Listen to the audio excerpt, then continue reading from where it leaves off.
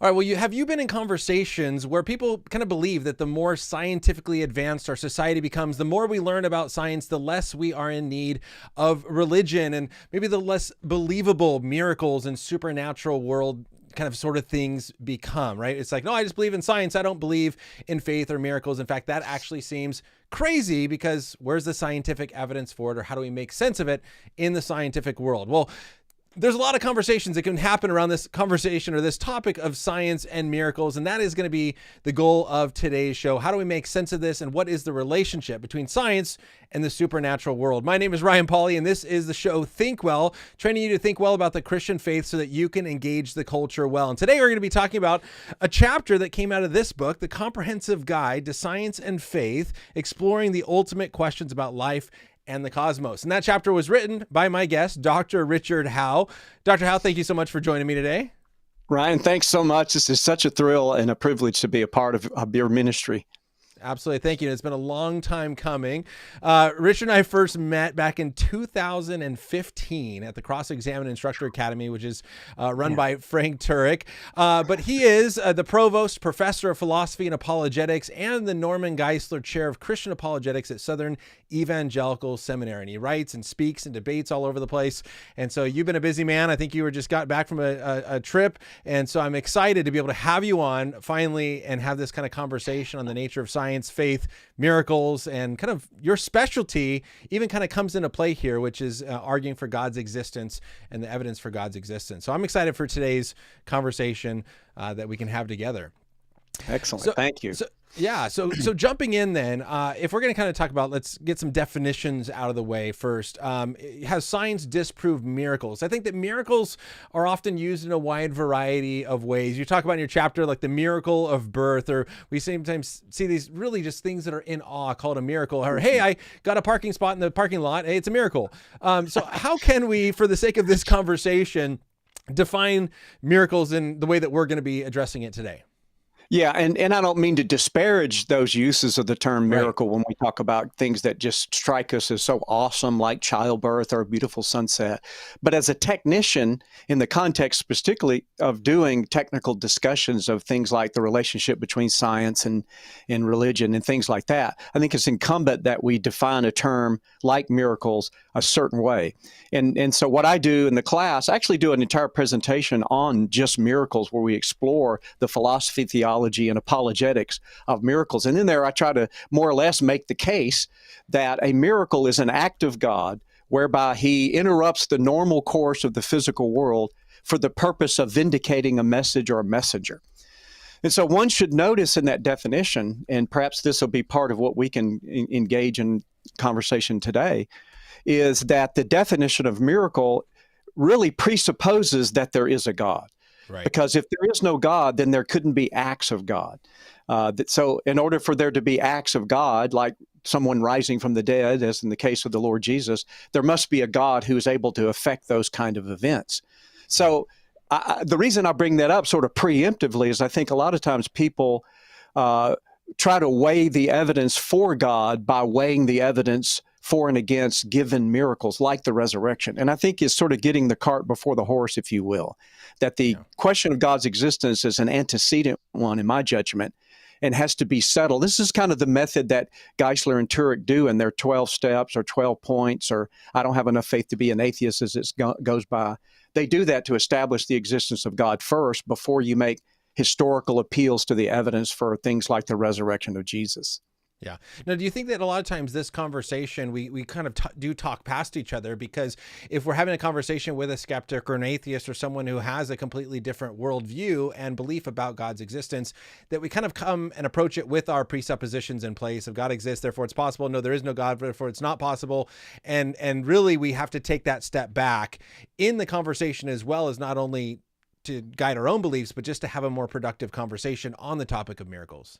Absolutely. In fact, what I think this surfaces is a very critical point that governs everything downstream from that. And that is this, that when it comes to trying to have the conversations about things like whether miracles are possible or whether God exists or other things perhaps we could think of, the methods and tools and protocols that attend one kind of question might not be exactly the same way you would settle another kind of question. So it wouldn't make sense, for example, for a historian and a mathematician to have an argument about whether Lincoln was justified in suspending habeas corpus during the Civil War. You go, wait a minute, it's a historical issue whether he did do that, but it's not a historical issue whether he was justified. That's more of a political philosophy kind of question. It certainly isn't a mathematical question. So what I've discovered over the years are when, particularly in this issue of the intersection of science and theological and philosophical issues like miracles, I found very often that the scientist, like a Richard Dawkins, comes to the question already with the wrong methodology. He's like someone trying to find seashells on a shore with a metal detector. And you go, well, but seashells are not made of metal, they're made of calcium carbonate. So your very method is already excluding the evidence for and against the existence of seashells on this particular spot on the shore. So by parallel, the scientific method in some respects is ill-equipped to settle issues that I would argue are philosophical issues, whatever that means, not science necessarily.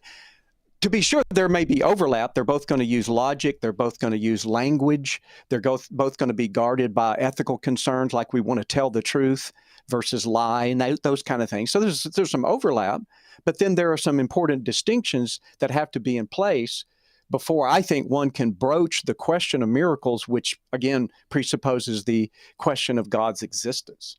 Yeah.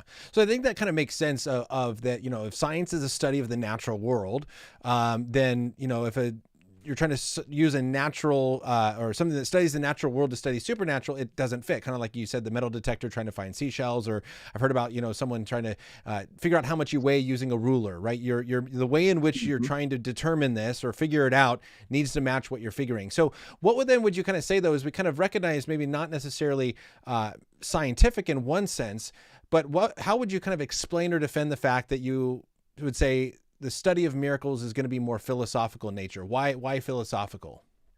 So the reason I would frame it that way is, as I said, the question of the possibility of miracles is a function of the question of whether there is or isn't a God. And that, again, is part of the kind of required by the definition I'm insisting upon. If a miracle is an act of God, then obviously there couldn't be a miracle if there isn't a God. So, as an antecedent, one would have to deal with the question of whether God does or doesn't exist. And very often, Ryan, I have found over the years, both as a student and then just reading literature as a professor, is that very often objections are brought up precisely because this prior question of God's existence and possibility of miracles wasn't already dealt with on its own terms. I'll give you one quick example. A lot of the objections in the 19th century against the claim that Isaiah wrote the entire book of Isaiah was the fact that the latter part of Isaiah chapter 40 or 42 something mentions Cyrus, who presumably didn't live until 2 centuries after Isaiah. So the argument was, obviously Isaiah couldn't have written this part of that book because he's talking about something that's still future to him. And then when I used to teach philosophy courses in just a general university setting where I could bank on the fact that not necessarily all my students were Christians, I would get them to brainstorm as to what kind of assumptions am I making by that argument. And they would come up with things like, well, you're assuming that the Cyrus who lived 200 years later actually did live 200. Maybe he wasn't earlier. Or maybe Isaiah lived longer. And very often they point out various assumptions. Maybe there were 2 guys named Cyrus or whatever.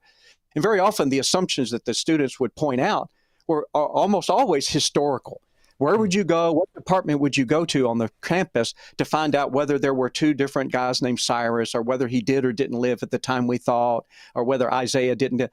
Eventually, though, when I'm ready for them to kind of see the punchline, they go, well, you're assuming Isaiah couldn't know the future. And you go, oh, yeah, that is an assumption, isn't it? So in other words, is it possible for human beings to know something before it happens? Well, by and large, I think that's a philosophical question. Why? Because it might involve the question of whether there's a God who knows the future, who can reveal the future to one of his prophets. Now, that may not prove that Isaiah is actually a prophet or whatever. I'm just trying to defeat the objection that says, well, we know he couldn't have done it But they don't even make the assumption explicit. We know he couldn't have done it because couldn't have written it because he's writing about the future. What's the unspoken assumption? Human beings can't know the future. Well, Right. but whether they can or can't know the future might have everything to do with whether there is or isn't a God who knows the future who can reveal it, which defeats that objection. Again, it doesn't make the case that there is that God. It just tries to say, if there isn't, that's not going to be one of the reasons that there's no God. It's going to be something other than the ones you raise, or that's not going to be the reason why Isaiah didn't write that part, because we've defeated that defeater, if you will. Yeah, and I think it's very similar to the conversation I've had on an airplane once, where I was reading a apologetics book, and the person asked me what I was reading. I said, hey, it's this book that kind of argues that Christianity is true. And his response is, we can't know anything about religion. No one has died, come back from the dead, and told us what happens. And I I said, well, except for that one guy who died, rose from the dead, and told us what happens. And he goes, oh, you're talking about Jesus, aren't you? And I said, yeah, I am. And so, but that's the question. If there is no God and no one has ever died and come back from the dead and told us what happens after death, then there is no way for us to know. But if God does exist and he has revealed that knowledge to us through Jesus, who died, rose from the dead, and told us what's going to happen, then I think we do have good reason to know. And so that is the deeper philosophical question. Now, what about those who talk about miracles in the sense of, look, the miracles happen within a physical world. And so then shouldn't we be able to use science that studies the physical world to know something or prove or disprove these miracles, since they're claiming to happen within nature? Yeah, in fact, I think that's actually happened historically. I don't know if this ever did literally occur, but it ought to have occurred. And that is, you hear people criticize Christians for, at one time in the past, believing that a bumblebee could only fly because it's miraculous. The argument was the body weight of a bumblebee is way too much for its wings to displace that much weight and cause it to fly. So therefore, Jesus makes the bumblebee fly. Well, they eventually discover that a bumblebee's wings the muscles for the wings actually flap it at a hyper rate than what they thought. So even though the wings seem too small to displace its body weight, the fact that it can flap them so quickly means it can displace it and it can offset its weight in the air, and then it can fly. So there now we've disproven a claim of a miracle by appealing to some discoverable scientific principle or law or whatever. In fact, this is sort of the ingredients of the allegation that's often leveled against us as Christians, that we're making a God of the gaps fallacy. So we see things happen, we don't know how to explain them, so we appeal to God as the sort of fill in the gaps of our knowledge about it. But I think that's an illicit objection for this reason. Suppose a fire detective was trying to discover the reasons why a certain house burned. And he starts putting together facts like there's some video evidence of the assailant leaving the house just before the fire breaks out. He looks like the owner of the house. He just took out a fire insurance policy just the day before. We found some matchbook with his fingerprint on it. And they start doing like that. And so suppose the detective concludes, so it looks like this was arson. It wouldn't be an objection to go, oh, well, that's just the arson of the gaps fallacy, because you just haven't found the natural way in which the fire occurred. You go, no, it's not that I can't explain it naturally, and so I'm positing an arson to fill a gap. It's that the evidence actually points to the arson. That's the thing. So very often what we are trying to do as apologists is not just say, well, we haven't explained this yet, so let's just invoke God to fill in a gap. Our argument is there are actually things that are evidence for the presence of an intelligent creator and designer. And that's the argument we're giving. So this God of the gaps thing, I think, is a ruse in some respects, because it's really not getting at the heart of the kind of evidence that's being marshaled by the apologists for the existence of God. Now, what about miracles then? I suppose if somebody wants to say, how do we know that there isn't some quirky law every other third Halley's Comet that causes one person to pop out of their grave after 3 days? And that's what happened to Jesus. To me, then, they begin to strain their commitment to trying to find scientific laws beyond credibility. Because first of all, the scientific laws that they're trying to identify are supposed to be regularities in the physical world, not some unknown law. In fact, I think a kind of a facetious way to counter is that very often the Dawkins of the world, they are making the natural law of the gaps fallacy. because things that they haven't explained that we think are best accounted for by appeal to God, like fine-tuning of the universe or the irreducible complexity of biological systems or information in the DNA, whatever, and we appeal to an intelligence to explain those, that they say, well, maybe there's some law that we haven't discovered that explains why the universe has these initial conditions, or why. And you go, well, now you're doing exactly the same move you accused us of doing, namely appealing to a heretofore unknown law that maybe we'll discover someday. That's a natural law of the gap. So what's sauce for the goose is sauce for the gander.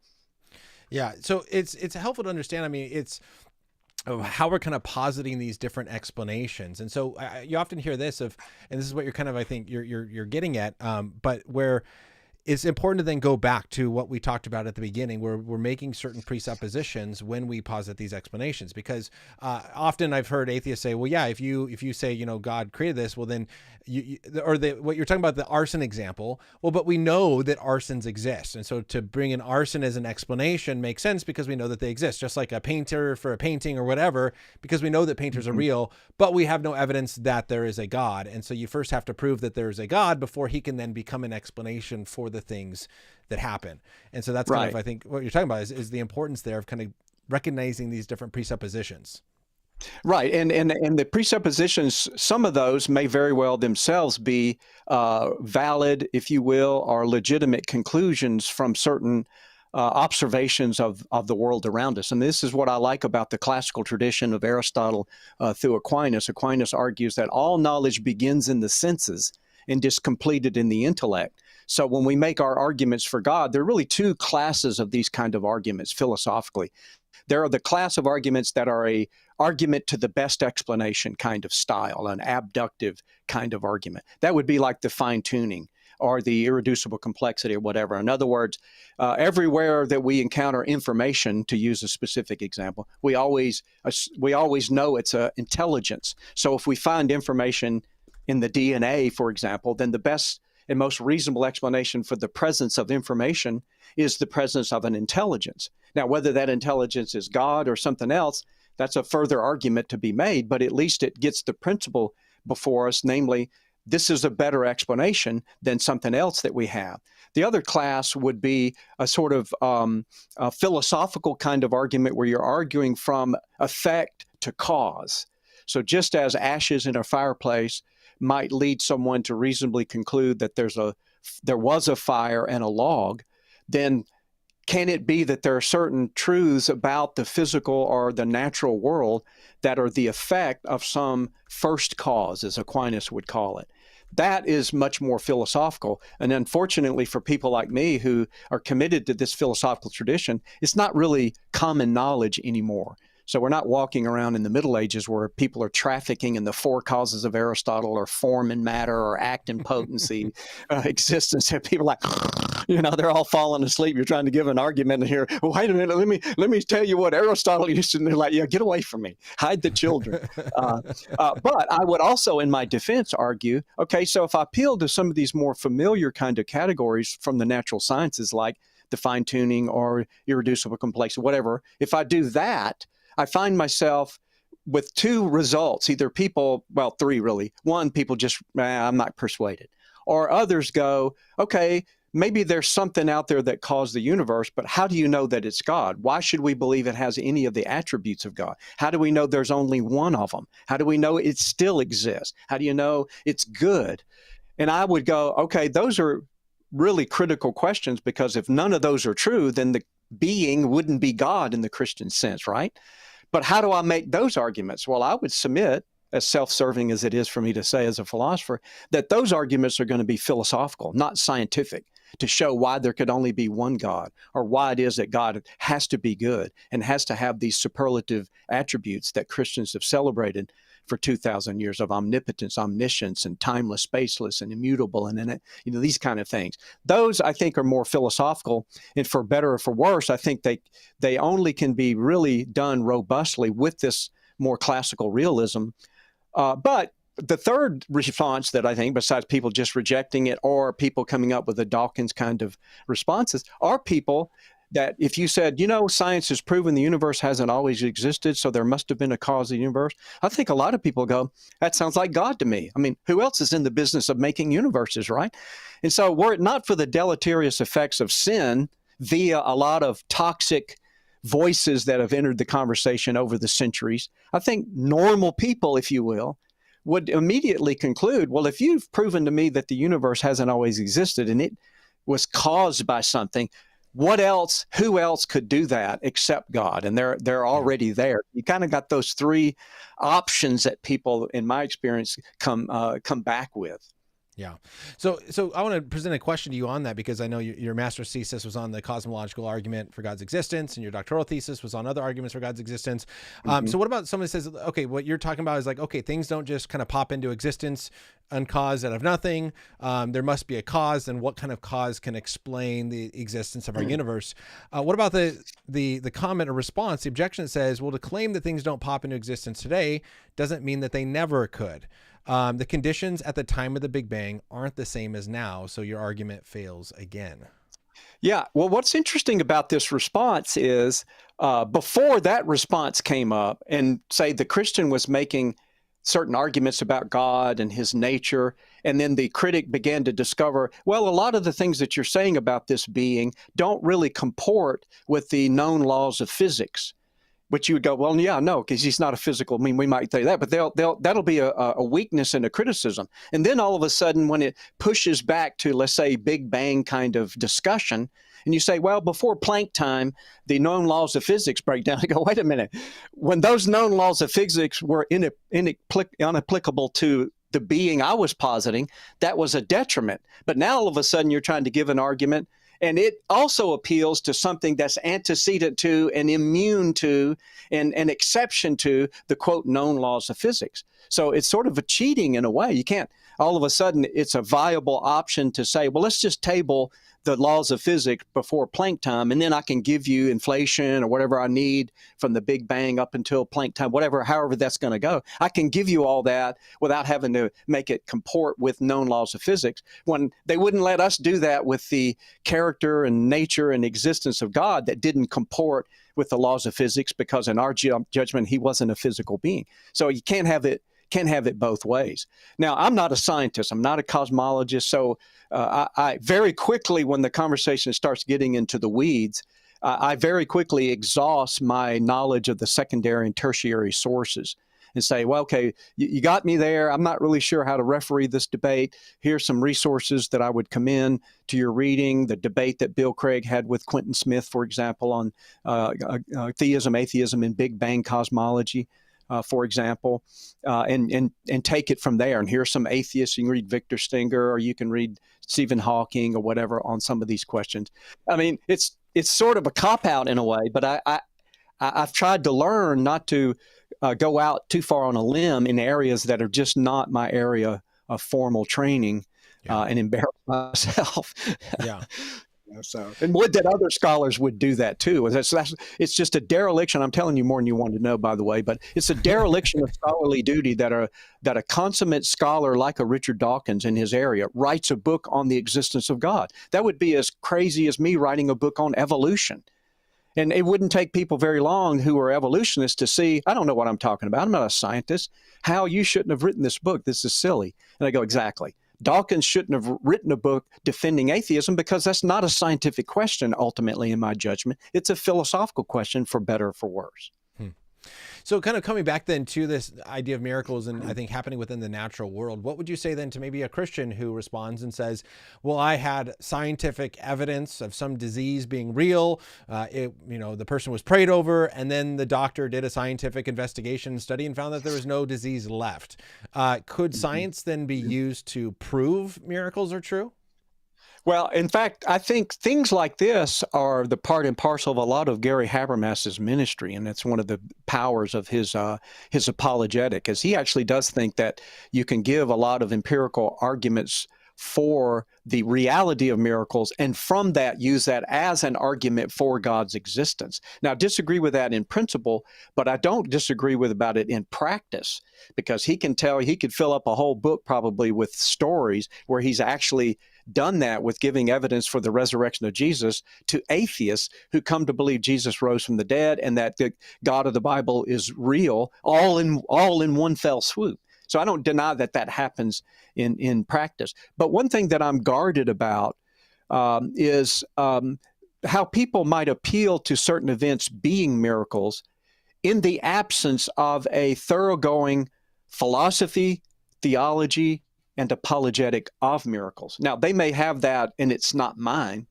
but a lot of times people that I've read, they throw these, hey, this guy got spontaneously healed of his cancer, whatever. They do that in the absence of any kind of thoughtful philosophy of, well, what is a miracle in the first place, and philosophically, and why are there miracles theologically, before you get to whether there are miracles in the apologetic. And I think that's important to do, is what I tried to do in that presentation, to give my argument of what I think they are, but more controversial, give my argument for why they are, which is what we started out with. Primarily, I think you would find in the Bible, miracles are very rare. Herbert Locklear, in his All the Miracles in the Bible book, finds that they come in clusters right around the time of the Exodus, right around the time of the prophets of Baal and the Elijah and Elisha, and then the coming of the Lord Jesus.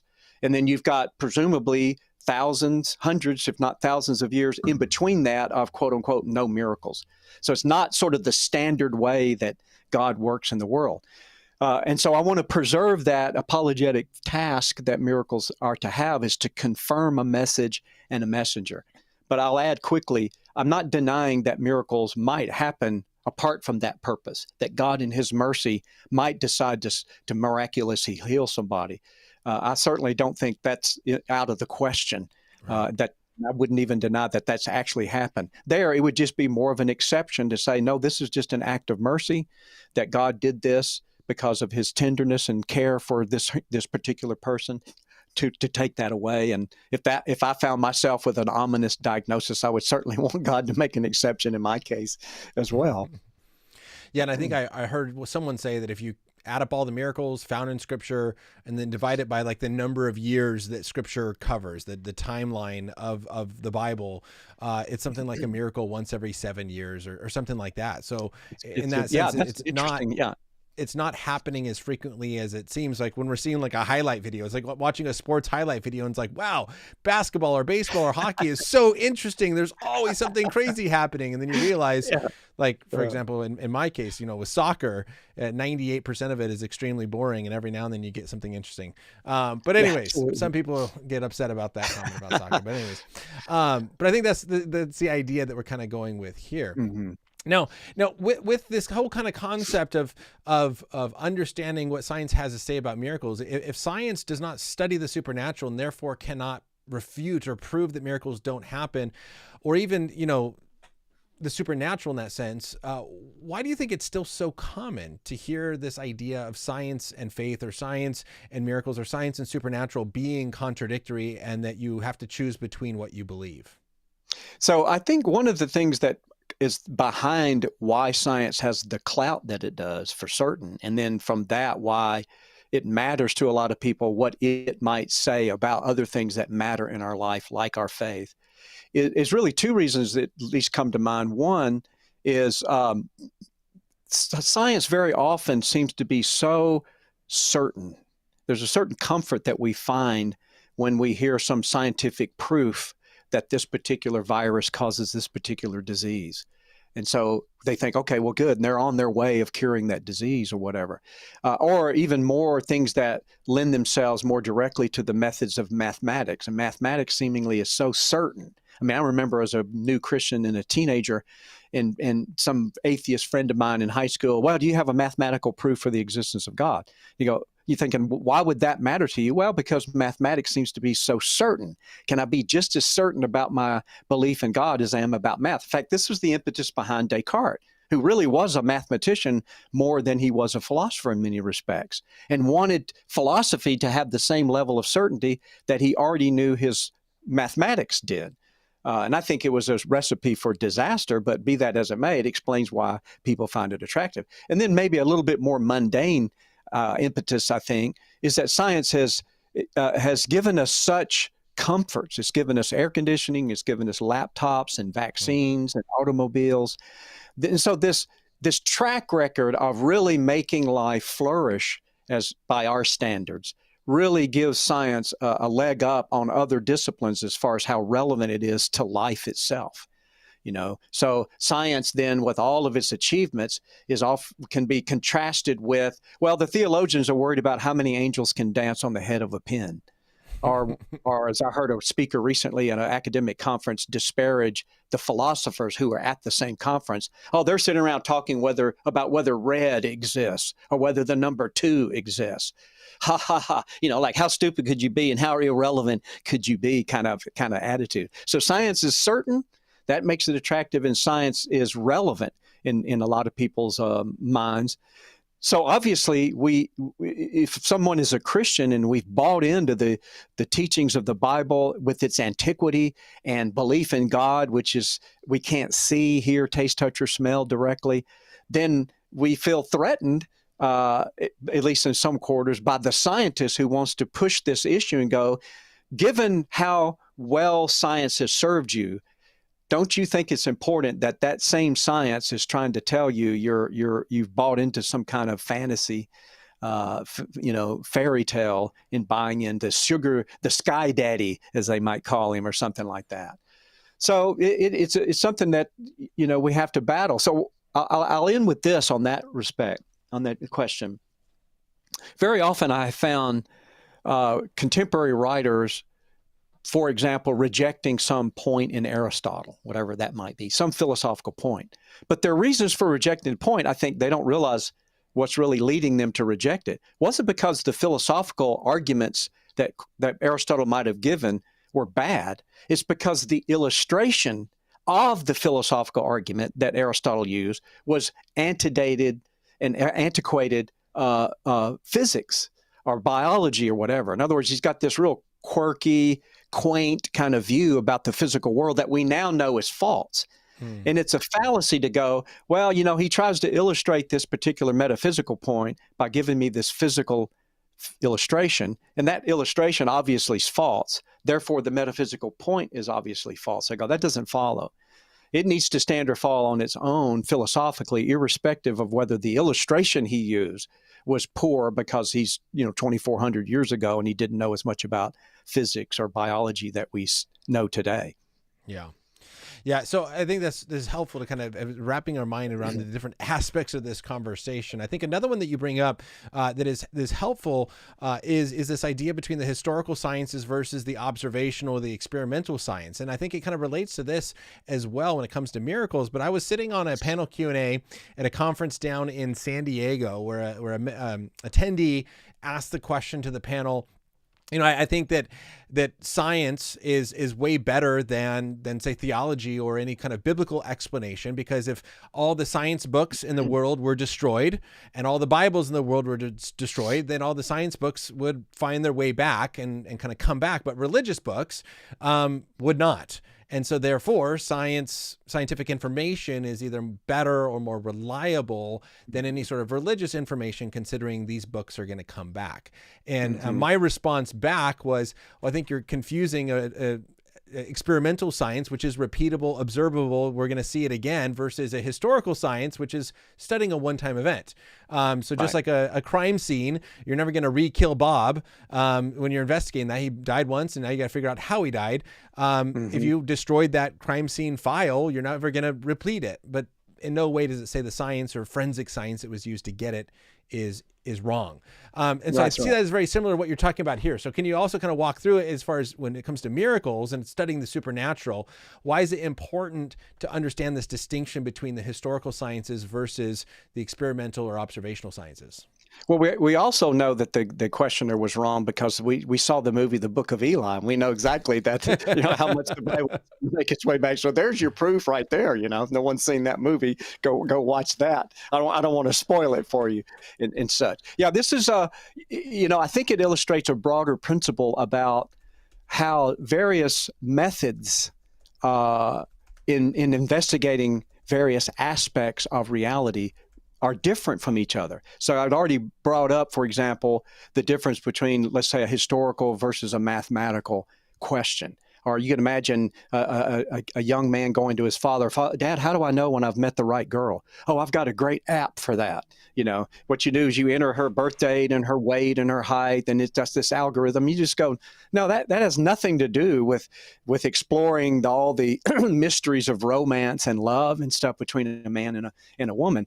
What happens, and this is a philosophical mistake that I think has been made repeatedly. This is the subject of Etienne Gilson's book, The Unity of Philosophical Experience.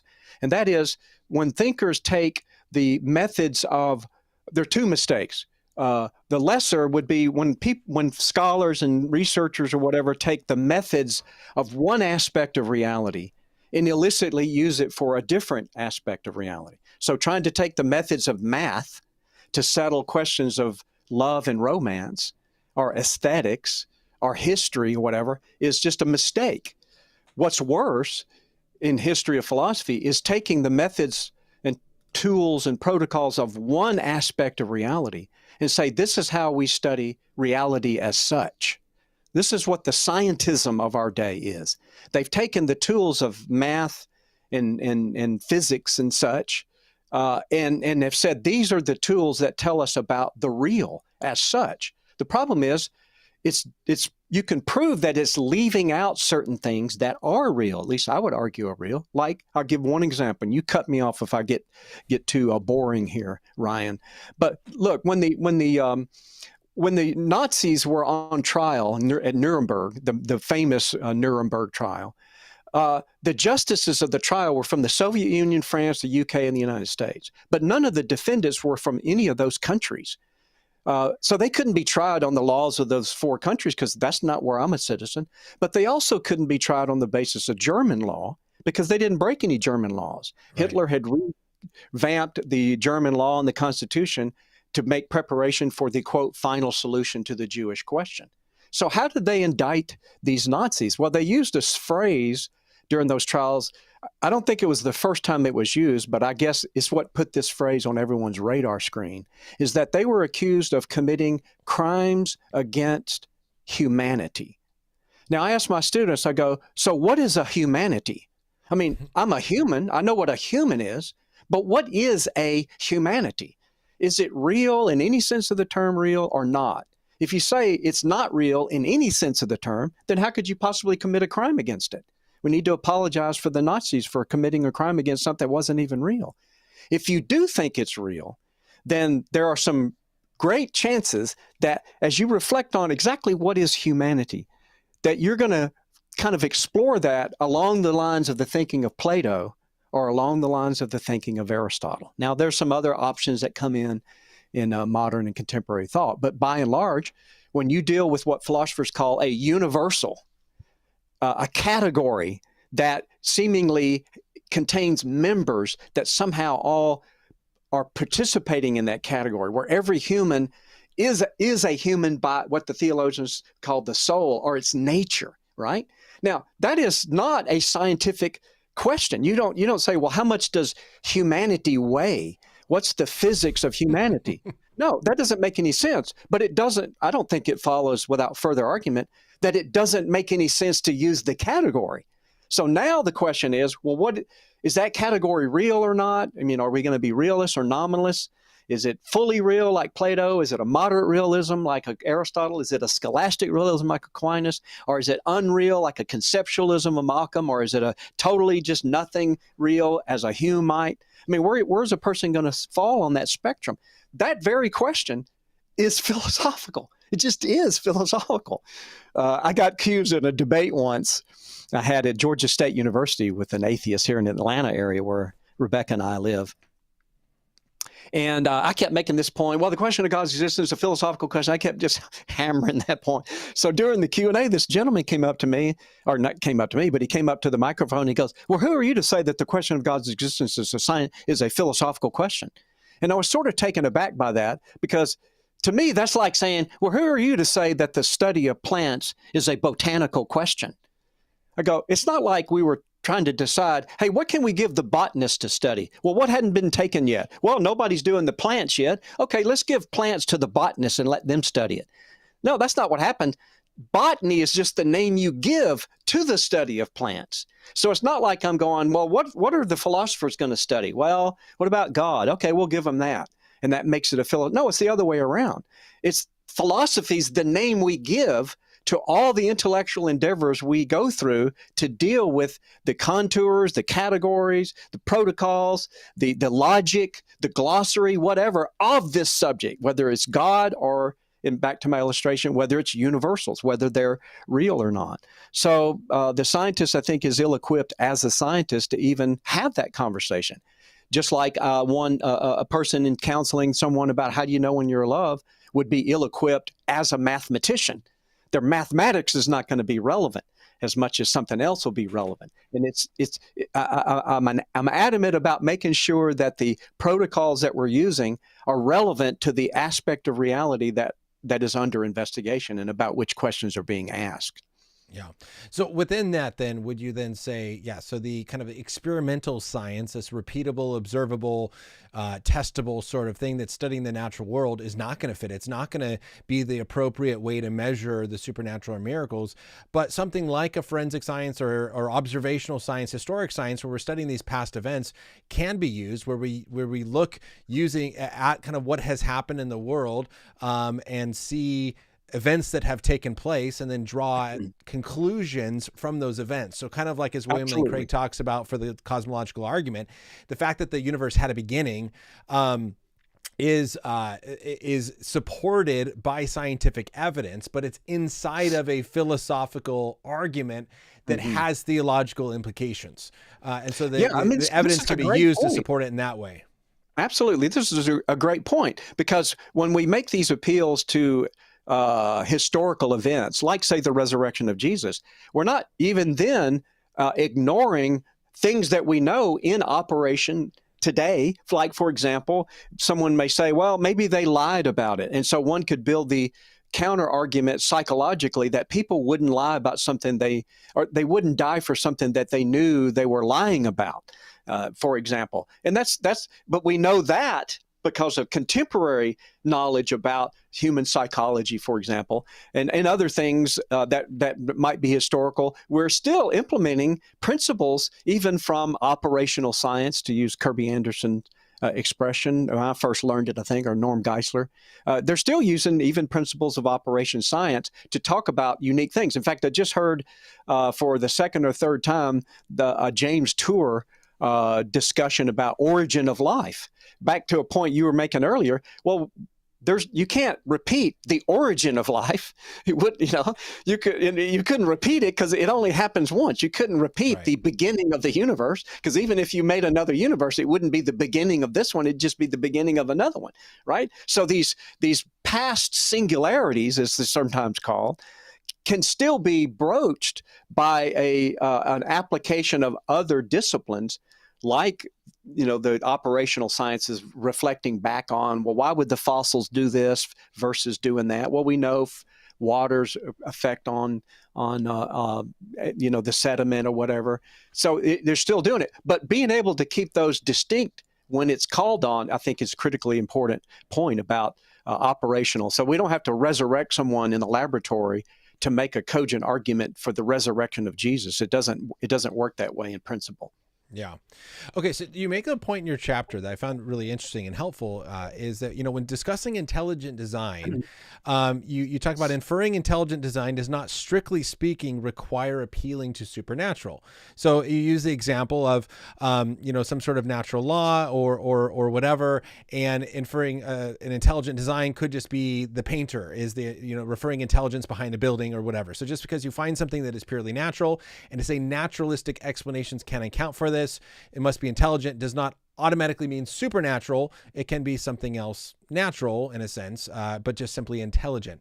And so what if, now coming back to miracles are then going to be positing that supernatural explanation. So this is a different kind of thing that we're saying, is there's not a natural explanation for why this event took place. Now you're actually going to the God explanation with a miracle, the supernatural explanation, rather than another intelligent or another naturalistic account. So what would you say then to the person who says, I don't see any need to jump to that supernatural explanation?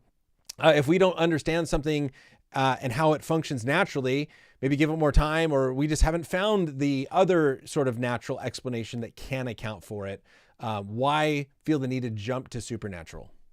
Yeah, so one has to bear in mind, I think, a point I think we've already made, and this kind of a little side thing, but I'm just reminded about it, make sure it's front and center, that the appeal to a miraculous event like the resurrection of Jesus isn't part of an argument that there is this God.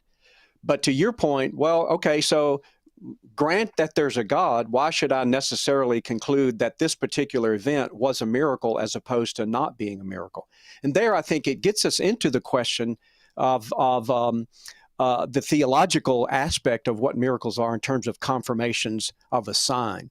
Interestingly, the only religions in the world that could really have any real robust sense of miracle would be religions that have a transcendent deity. So this automatically excludes your Eastern religions, even if they have paranormal events. As Satya Sai Baba, sometimes the guru would somehow materialize this ash at his fingertips, and or gold would leach out of his skin on his face and stuff. And I go, that's fine, but by definition, that's not a miracle because he denies that there's a being that's transcendent to the universe, which is the cause of miracles by definition. Now, again, I'd have to defend that more and more than merely just stipulating it, but nevertheless. So when it comes then to we look at events in history with respect to Islam, for example, or Judaism or Christianity. It's a matter of then, is there a reasonable way to come to a conclusion that there's a pattern here? There's something going on in terms of these events that reinforce the idea that somebody's trying to tell us something. In fact, we use this protocol in other instances. Jacques Vallée, the noted UFO scientist after whom Lacombe in Close Encounters of the Third Kind, Spielberg's movie, was patterned after Jacques Vallée. He made a similar kind of argument about UFOs, and he thought in fact, he has a book called UFOs, Messengers of Deception. Why would he think that? Because he thinks he sees a pattern to these kind of events. I think I see a pattern too, and I think it's not God. That's a different subject. Be as it may, the principle, though, is there seems to be a pattern to what was going on in the life of Abraham or Moses or the apostles that are all pointing to this same revelation from the Creator God that we already, for other reasons, already knew existed. Josh McDowell, I think, a lot of his ministry early on when he was one of the first people really doing popular apologetics, that is popular in the sense that the cookies were on the bottom shelf for the rest of us, was trying to say, if there was the God of the Bible, and he did try to communicate with us, what might that look like? What would you expect? And I think one of the things that people would expect is that he would be able to confirm what he's trying to tell us by enabling otherwise normal human beings to perform feats that only God could do. Now, if a person wants to say, well, how do we know there's not some law that causes people to raise from the dead? I go, if you want to go to that at length, especially in light of the fact that we've already proven God's existence, why it's almost like somebody say, well, I think the reason why this catalyst occurred in this chemical thing was because of this enzyme. If you already have the enzyme there that can explain it, why would the scientists want to go, oh, well, no, how do we know it's not some, something from another planet that's like, well, I guess that's logically possible, but why would you posit some other agent that already can explain the event that we're trying to explain? So if we've already got theism in place, and we've already been able to show that the God of reality is transcendent and can do miracles, then let's look at, has he ever tried to reveal himself? And I think what a person will find is the only place that you find a supernatural transcendent deity interrupting the normal course of events to communicate something to us is in the Judeo-Christian tradition. You couldn't have that in the Eastern religions. They don't even have a transcendent deity. And so that's kind of an oversimplified, but I think that's what's going on. This is a sort of a circumstantial evidence kind of argument in a way for his revelation of himself through his prophets and apostles, and ultimately through the Lord Jesus. Yeah. What would you say in response to the skeptic that comes back and says, look, if you believe that God can intervene and interrupt kind of natural law or natural kind of course of action whenever he wants, then how do you really trust anything when you're studying it? It could just be God intervening or changing, or does it not kind of break down into some sort of chaos if he can always just override these naturally occurring things? Yeah, there's a great cartoon I saw once, and these two scientists standing at a chalkboard. Now, maybe a lot of your listeners and viewers don't know what a chalkboard is, but nevertheless, A whiteboard. Yeah, exactly, a whiteboard. Okay, but at any rate, and there's this really, really complex equations. And then it comes down and it goes, then a miracle occurs. And then there's all the rest of the equation. And one of the scientists looks at it and goes, I think you need to work out step number 2 here. In other words, he just inserts a miracle to compensate for what he wasn't able to do and connect everything and bridge the gap in his arguments. So, yeah, but our claim, part of our theology of miracles includes the fact that they are an exception and that they are rare. That's why I don't like the traditions that say, hey, we're going to have a miracle healing service. We have one every Friday night at 7 p.m. ago, but you're evacuating the very evidentiary power that a miracle is supposed to have. Because if it just happens all the time, then we just call it a natural law. We don't call the flying bumblebee a miracle. We just say we can explain how it does it. And we've identified these natural laws. But if something happens that goes counter to everything we know about the world around us, that an axe head floats or a donkey talks or someone rises from the dead, then it would seem to reveal a sort of almost a different kind of resistance to the conclusion than rational, to try to say, well, but how do we know this, that, and the other? So as far as my perspective on miracles, we're far from being in danger of, well, everything's probably going to end up being miracles, and so therefore it'll evacuate science of all of it. These go, yeah, these are events that are very rare and almost never happen. That's exactly why we don't identify them as a one more natural law, because people just don't come out of the grave on a regular basis, or donkeys don't talk. Right. Only one that we know did that. Axe heads don't float. We only know one. Water doesn't turn to wine instantly. We've only known one time. So these are very, very narrow, singular kind of events about which we have this historical evidence in the context of a theism. Yeah, so I think that's helpful. Is that it's not saying this happens all the time, therefore, but it's saying we have a good reason to believe that this kind of unique thing that normally doesn't take place did take place, and then how do we best explain that? Now, I'm curious, because talking about going back to kind of the origin question, what if the atheist posits something similar, right? So if we say, okay, well, based on kind of a historical science, we use the principle of uniformity, where we understand how things function today, and then we use that to explain what happened in the past. Well, but if they say, well, Christian, you don't do that. You don't use how we see things happen today and use that to explain things that happened in the past, because people don't rise from the dead today. Therefore, we should understand that Jesus didn't rise from the dead either. But if you're going to posit something different could take place, what if they say the same thing about the beginning of the universe, where, yeah, today things don't just pop into existence, but maybe something different happened back then. And I can make that same claim because you seem to make that same claim as well, that if there's evidence that something different took place, then we can say it's not uniform. Well, oddly, he's making our argument. We do think the origin of the universe, something different happened back then. We call that creation. Now, he might say something different happened back then that wasn't a God, so that's fair. But in principle, he's making the same move that we're making.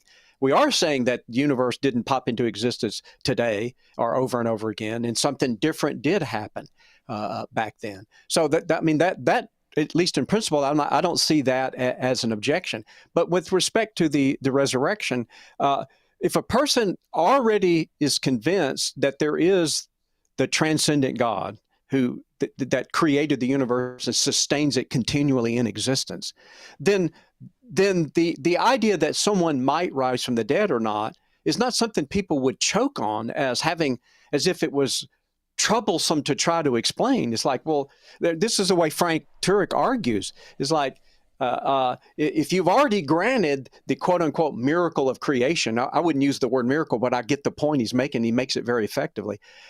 If you already grant the miracle of creation, which he does first in his argument, then when we come along with a miracle of a resurrection, that seems almost trivial by comparison, doesn't it? Right. So the question is not whether it's reasonable to believe that it occurred given the principle of people coming from the dead, even though they don't do that anymore, because that's not really relevant. If you've got a transcendent God who can perform miracles, then its possibility is just as possible as raining tomorrow. So the fact that it doesn't occur often enough is in effect, in a sense, just irrelevant to the nature of the question. That's why I think the insistence upon the antecedent establishment of theism is so critical, that it can preempt some of these questions. So now when you go, okay, so I can believe that someone, as a matter of principle, I can just as easily believe someone rose from the dead as that there was a hailstorm that took place during this particular battle. And you go, well, but with the latter, you believe in hailstorms because they occur regularly. Okay, that's fine. That just means they're not miracles. With the former, though, that's something that doesn't occur regularly. I said, that's fine. It's a miracle. So there are two things on the table. One, the principle about the plausibility of a miracle at all, and then the plausibility that it actually occurred historically. That's actually, I'm not just lobbying for this presentation. I just keep reminding myself about it. When I said that, when I talk about the philosophy, theology, and apologetic of miracles, that's that third to go, okay, fine. I can believe God can raise anybody from the dead that he wants to, but why should I believe that he ever did this? And more importantly, why should I believe he did this with Jesus of Nazareth? And they go, that's a great question. That's a historical question. Now we've already settled its possibility. Now we're just talking about its actuality. And we get into the specifics of the nature of eyewitness testimony, for example, the impact that something had on the first Christians, that something radically altered their worldview. The best explanation, it seems like, is the fact that they had an encounter with a risen Jesus. It rocked their world, literally, and such. And we try to amass this accumulation of historical evidence. In my experience, Ryan, the thing that many people that find the historical evidence less than plausible, more often than not, in my experience, are people that already don't believe in the existence of God. So they can't find it as easy to believe that someone rose from the dead in principle as there was a hailstorm 200 years ago during this battle, during this war. Yeah. Because the latter is a regular occurrence and the former is a unique occurrence. But the nature of that unique occurrence is something that was already settled with the question of God's existence. We got to go back to that. I think that's what I find, at least most of the time, when the skeptics bring these objections up. And I just say, well, we got to go back and deal with the question of God's existence now.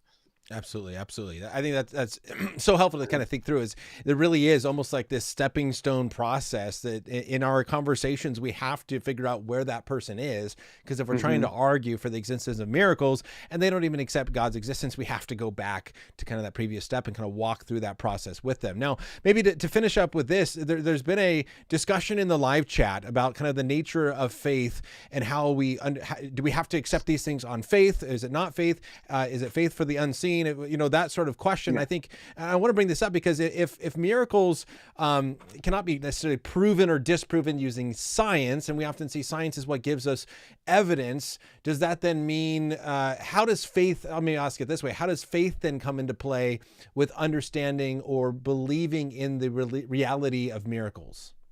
Yeah, so this is such a critically important question, because I think a lot of Christians have really a misconception about what faith, how that's been understood in the Christian tradition. Not to mention how atheists misunderstand the concept. And it's not entirely their fault. They run into Christians that talk as if, well, you just have to accept it and not think about it. There are Christians that actually make those kind of claims, and I think we shouldn't be talking this way. Because classically what you find in Christian tradition is the difference between faith and reason. That's often how they're juxtaposed, is you believe something by reason when you believe something on the basis of it being demonstrated to be true to you.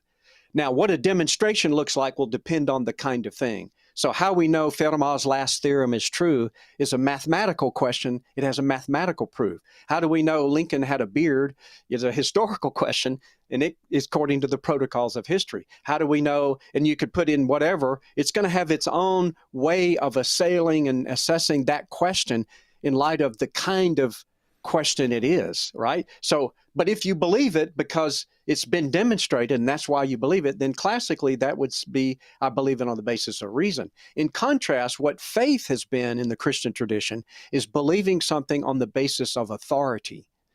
So, for example, take Fermat's last theorem. I go into a little detail on my talks on this to push this point, but the punchline is it's an incredibly complicated mathematical proof that was just proven to be true after 400 years in the 1990s. And so in the proof in the Annals of Mathematics is 111 pages. Now, I could tell somebody what Fermat's last theorem is, and they say, well, Richard, do you believe it's true? And I say, yes. Well, have you seen the demonstration? I said, no. It's just so complicated. Well, why do you believe it's true? The reason I believe it's true is because Andrew Wiles from Princeton University and his associates at various universities tell me that it's true, and I trust them. And now they could be lying to me or whatever. They could be mistaken. But I think at some point it would be foolish not to believe the world's most brilliant mathematicians when they tell you this mathematical theorem has been proven true, even though I can't understand and prove it true to myself. So we, in that sense of faith, we use faith all the time. I'm not a scientist, as I said. How do I know what the speed of light is? Well, it's roughly 186,000 miles a second. Well, how do I know? Well, I didn't get some stopwatch like that and time it. How do I know? Well, that's what the physicists say. Could they all be lying? Could they all be mistaken? I suppose that's logically possible, but it would seem foolish to just call too many of these things into question when the people that can demonstrate it have demonstrated it to themselves and they tell the rest of us. And so here when it comes to the claims of the scriptures, what we're doing is there's a lot of things in scriptures we can demonstrate. We can demonstrate God's existence. I would argue we can. His existence and his attributes. We can demonstrate the life, death, and resurrection of Jesus as a historical event.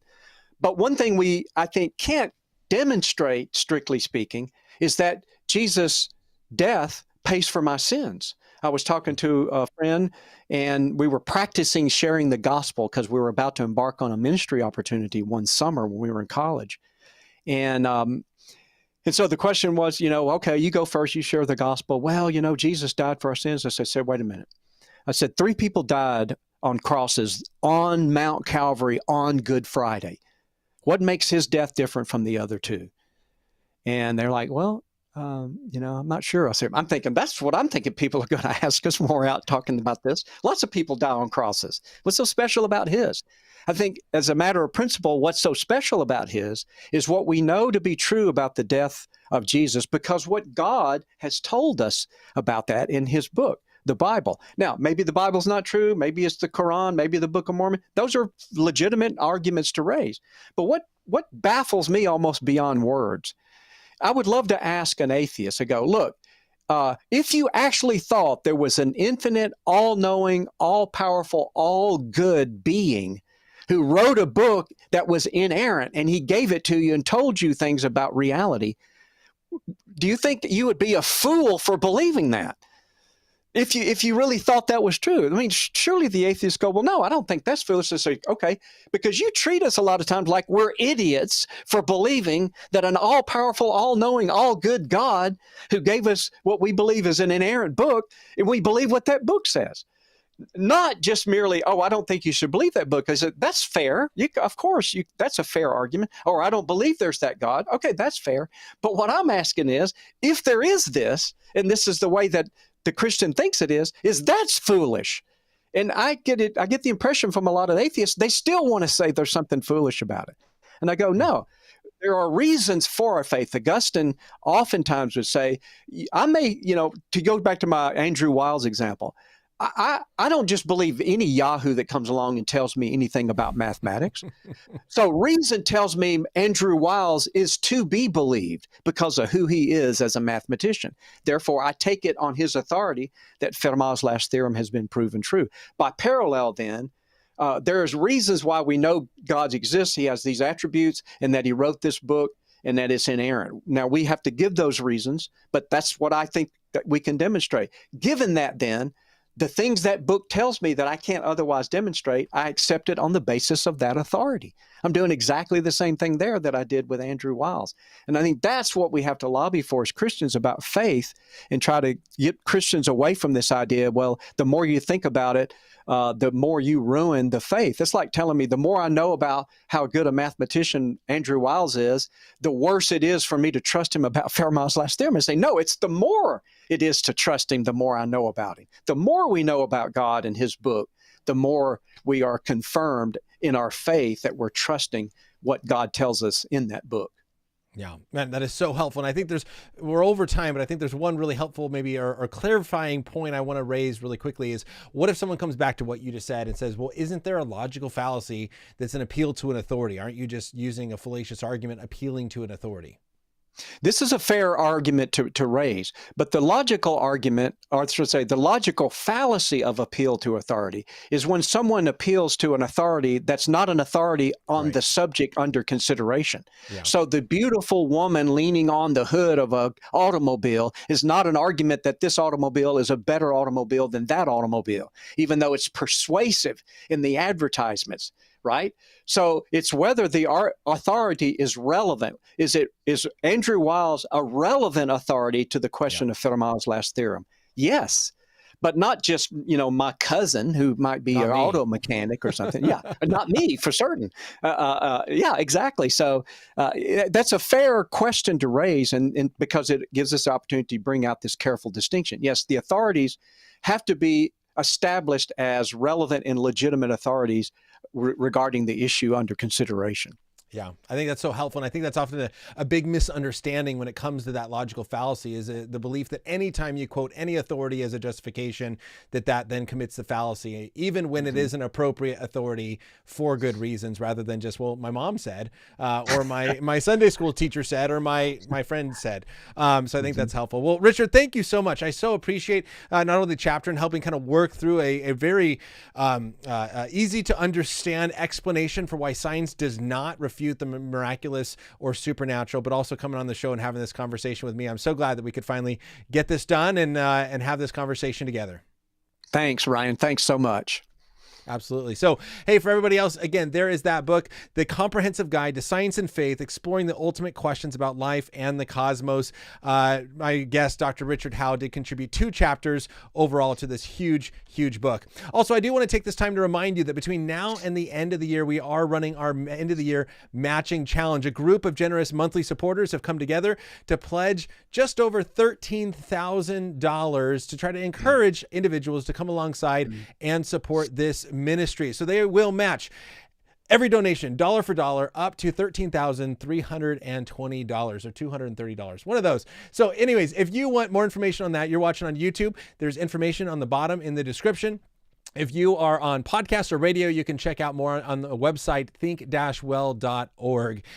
With that, more interviews are going to be coming up on Mormonism and Argument from Desire, are 2 that are in the works. And so you can continue to check out those interviews, subscribe so you don't miss one. And if this is something that you found interesting and helpful, you could share it with all those other people in your life that might find this also helpful and interesting. So with that, I want to thank you for joining us today and encourage you to continue to think deeply about God, Jesus, and Christianity, because they are worth thinking about. See you next time, everybody.